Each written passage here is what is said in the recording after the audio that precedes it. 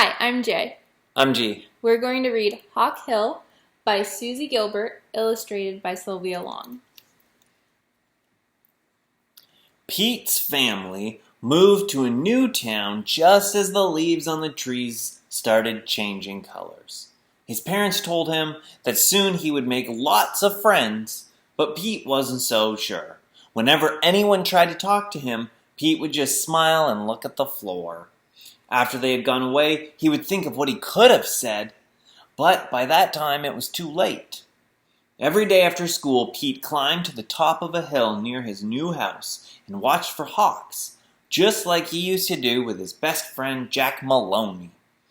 He would lie back, put a long stem of grass between his teeth, and wait. He never tired of watching them glide gracefully through the sky. One day, Pete decided to take a new road home. As he was walking by an old farmhouse, he thought he heard the cry of a hawk. Pete followed the sound and crept quietly around the house until he came to an overgrown back lawn. What he saw there made his mouth drop open.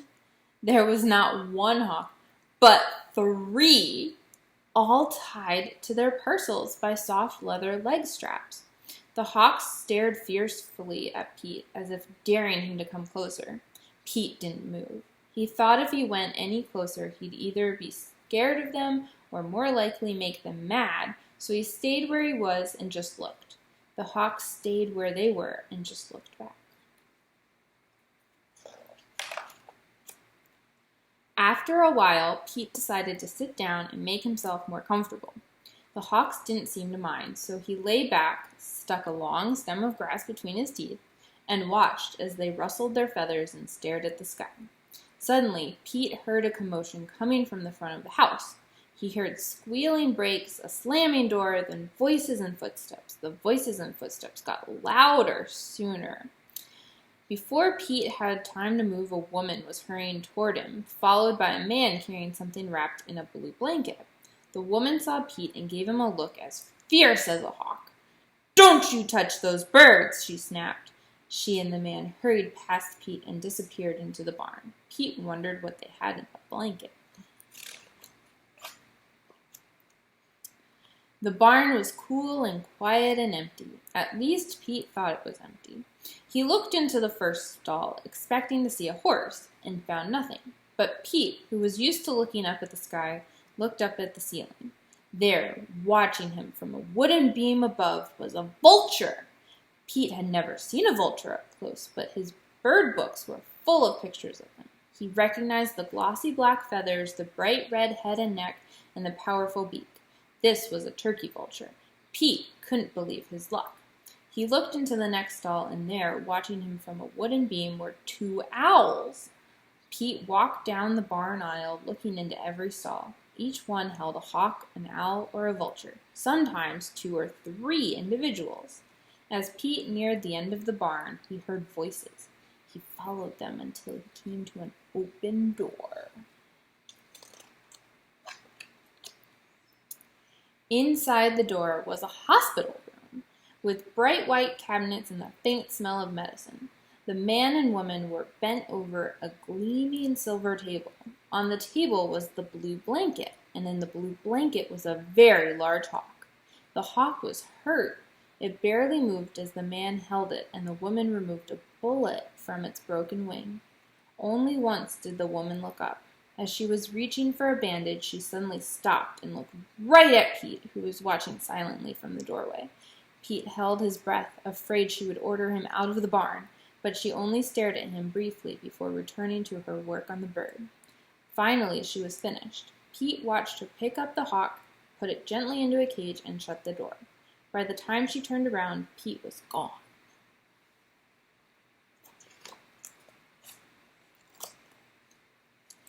The next day, after school, Pete hurried back to the barn.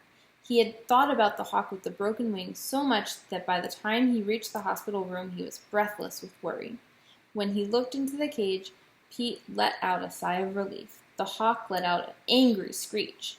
Pete pulled his bird book out of his backpack and spent the next hour wandering through the barn, looking up the names of the birds he couldn't identify. Barred owl, Sharp-shinned hawk, American kestrel, osprey. He was so absorbed that he didn't even see the woman until she was nearly beside him. She paused for an instant, looked down at the bird book, then continued past him without a word. Pete wanted to talk to her, but he couldn't think of the right thing to say, so he just watched her as she disappeared into the hospital room. After a moment, he put his book away and walked home.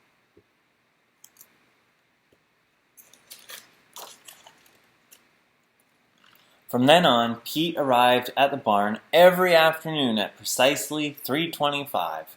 He would hurry past the farmhouse, leave his backpack at the barn door, and head straight for the hospital room to check on the hawk with the broken wing.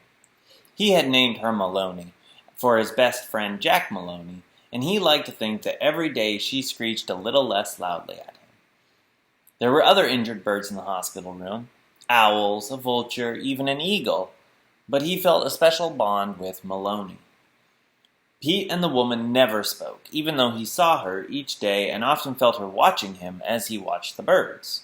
One day, Pete waited until she went into the hospital room. He took a few minutes to get his courage together, then followed her in.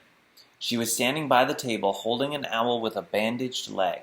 She looked up. Pete hoped that she would say something first, but she just stared at him with her fierce eyes and said nothing. Pete didn't know how to begin. There were so many things he wanted to tell her. He wanted to tell her that he didn't mind his new house so much anymore because it was only a 10-minute walk from her barn, that he couldn't wait for the end of the school day because now he had somewhere to go, that just walking into the hospital room and seeing Maloney took away his loneliness. He took a deep breath, ready to tell her all of this, but it didn't come out that way.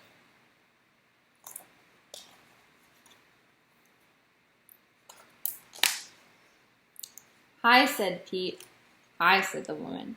As Pete stood awkwardly wondering what to do next, the woman glanced up at him again. "I could use some help here," she said. Pete thought she must be talking to someone behind him, so he turned around, but there was no one there. "Me?" he asked. "I don't see anyone else," she answered. The woman wrapped the owl in a blanket so it couldn't move. "If you'll keep him still, I'll change the bandage on his leg," she said. As Pete studied the owl, it swiveled its head around and stared into his eyes. Pete thought he'd never seen anything so wild or beautiful. "What's his name?" Pete whispered. "He's not mine to name," said the woman. "He's a wild bird. When his leg has healed, I'll let him go back into the wild." When she was done, the woman took the owl from Pete and put it back in a cage. "Was I okay?" said Pete anxiously. "Did I do it right?" "You did very well," said the woman. "Would you like me to hold another one?" he asked. "Not today," she replied. "Well, what about tomorrow?" said Pete. Could I help you again tomorrow?" "If you like," said the woman.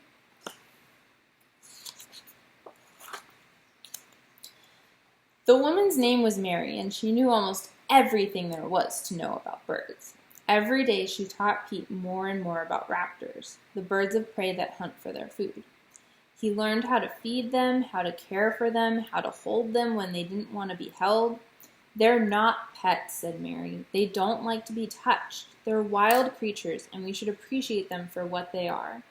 Pete was surprised at how often strangers hurried into the barn with an injured bird wrapped in a towel or a jacket. There were kestrels that had been hit by cars, owls that had eaten poisoned rats, an eagle that had been shot by a person. "Why would anyone shoot an eagle?" asked Pete. "I don't know," answered Mary.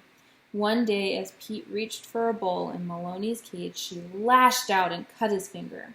Silently, Pete went to the sink and washed the blood away, then wrapped his finger neatly with gauze and tape. He opened the cage door again, and making sure he moved more slowly, removed the bowl and closed the door.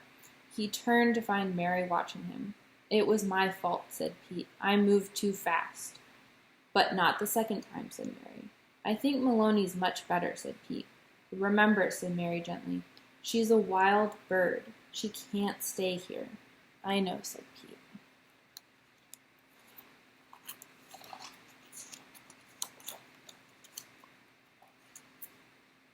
When Pete wasn't helping Mary with the other birds, he sat in the hospital near Maloney. Pete thought he and Maloney had a lot in common. since they'd both arrived at Mary's on the same day and had both moved into a new home without really wanting to. Pete continued to offer his friendship to Maloney, even though Maloney didn't seem to want to take it. Pete no longer worried about saying the right thing to Mary, and no longer felt he had to search for words to fill a silence. "Sometimes I have trouble talking to people," he admitted. "I don't know what to say." "Then don't say anything," said Mary. "Most people talk too much." After the first snow, Mary removed Maloney's bandage and put her in a stall in the barn. "When will you let her go?" asked Pete. "In the spring," said Mary. "It will be easier for her to find food then." Pete sighed with relief. Spring was a long time away. Each day, Pete arrived at the barn to find Maloney standing by the small window at the back of her stall. He would lean against the door and watch as she stared at the old road that led through the woods, hoping she would turn and stare back at him instead. "What's she looking for?" he asked. "I'll show you," said Mary.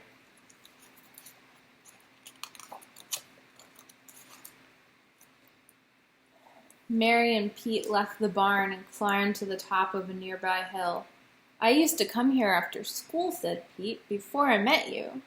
"This is Hawk Hill," said Mary. "When the birds have recovered, this is where I come to let them go." Pete looked up at the sky and saw a hawk circling above them, its wings tinted orange by the setting sun. "That's a rough-legged hawk," said Mary. "Do you know how you can tell?" That afternoon, Pete learned how to identify birds of prey as they flew above them, and he and Mary stood on the hill and practiced until it was too dark to see.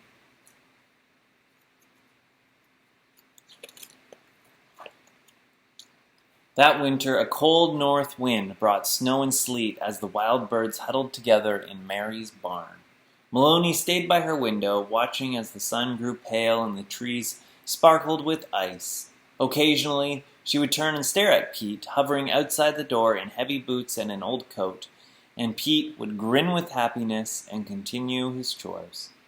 Sometimes in the late afternoon, when the air grew bitter, Mary and Pete carried armloads of wood up the stairs to the farmhouse.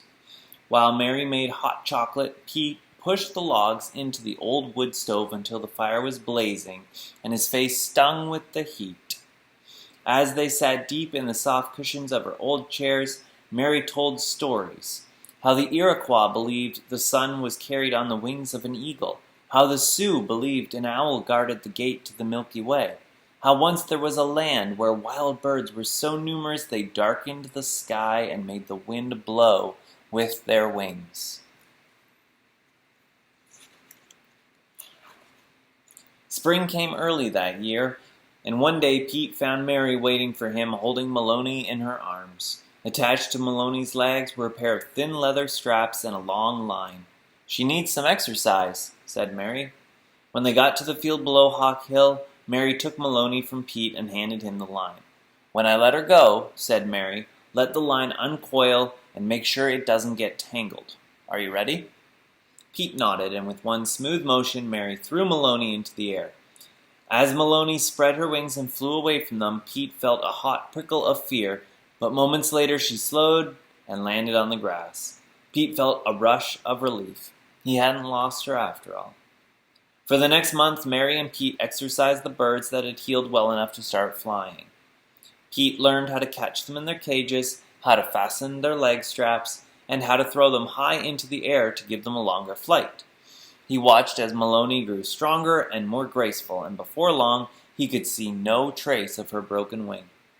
Finally, one afternoon, Maloney came to the end of the line and stayed briefly in the air, straining to break free. Pete looked at Mary, knowing what she was going to say. "I think she's ready," said Mary. "We'll let her go tomorrow."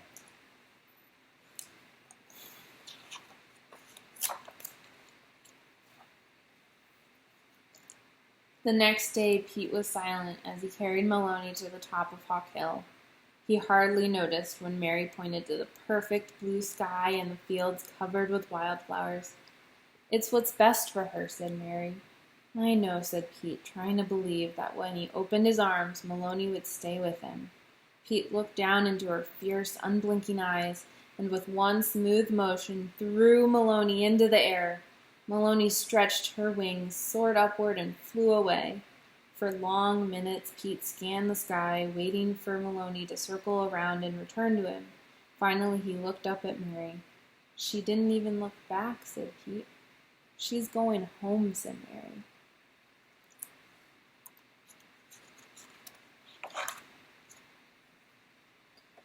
Pete didn't show up to the barn the next afternoon, or the one after that, so on the third day Mary went looking for him.